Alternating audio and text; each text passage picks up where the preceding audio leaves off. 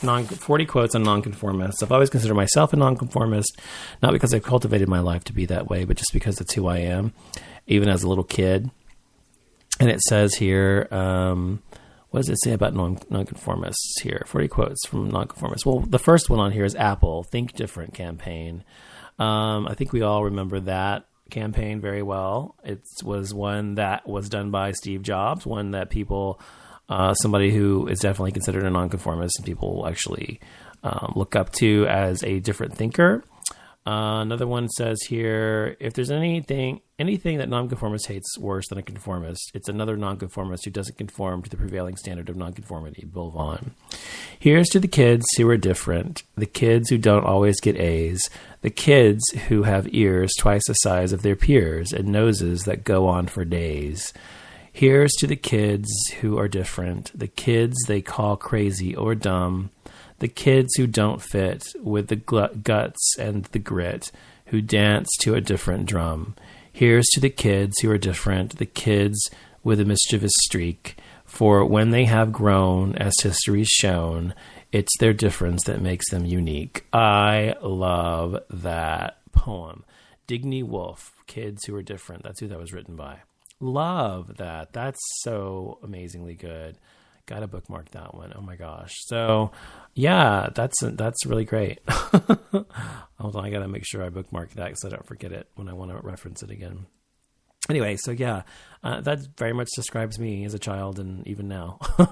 And yeah, so being different and being a nonconformist and being someone who's really kind of outside of the common, I don't know, the common, type of person that would be seen in most places. I don't know. That's a really bad way to describe it, but you know what I'm saying?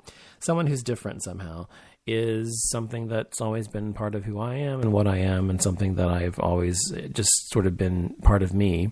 And being that way has definitely seasoned my outlook on life and made it difficult to be close to a lot of people, because people often disappoint me for being treating me different because I'm different. With my family, my mom's side, when I was little or younger, they would treat me so nice and stuff a lot of times that I felt different. I didn't feel like I was part of them because they were trying so hard to make me feel like I wasn't, sometimes. And so it made it worse than if they were just ignoring me to just be that way. But it is what it is. 53 quotes that will make you rethink everything. 1, everything you can imagine is real. Okay, Pablo Picasso. 2, I wanted a perfect ending. Now I've learned the hard way that some poems don't rhyme and some stories don't have a clear beginning, middle, and end. Life is not about not knowing, having to change, taking the moment and making the best of it without knowing what's going to happen next. Delicious ambiguity. Gilda Radner. I like that a lot as well.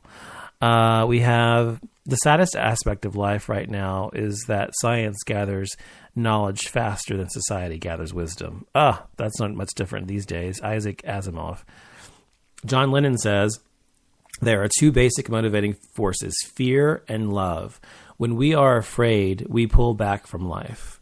When we are in love, we open to all that life has to offer with passion, excitement, and acceptance.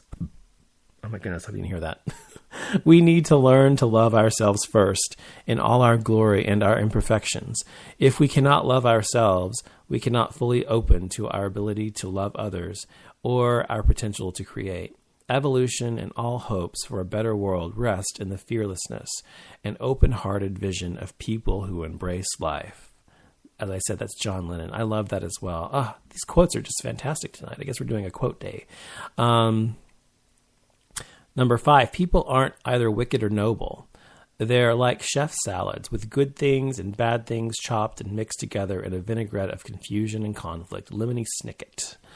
That's true. I think that I don't think anyone's wholly evil or wholly good. I think that's very true. I mean, the reality is people are multidimensional. People have different sides to them. People do have bad sides. People have good sides. And some people can be very evil, horrible people to some people, and can be really lovely, great people to others. So just because, it really depends on one's experience with that person, what one is like. So really it's all about perspective, I think.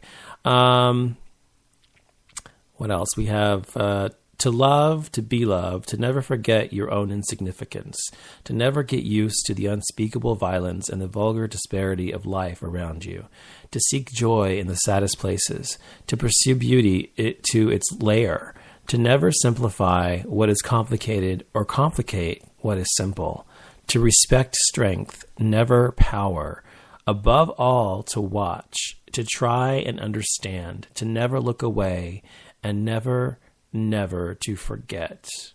Arundhati Roy wrote that. I like that as well. Well, there's so many good ones here. George Carlin, whom I adore,